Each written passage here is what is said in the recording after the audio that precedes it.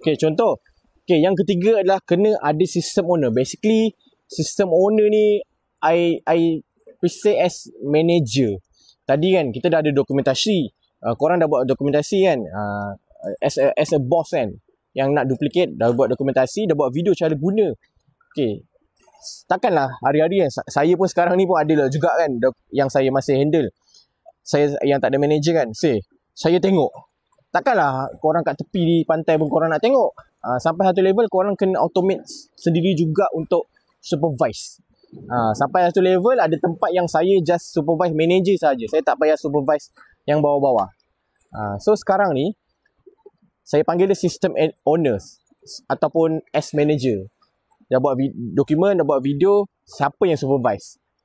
So korang dah buat SOP semua kan. Video tu SOP lah, documentation cara nak guna.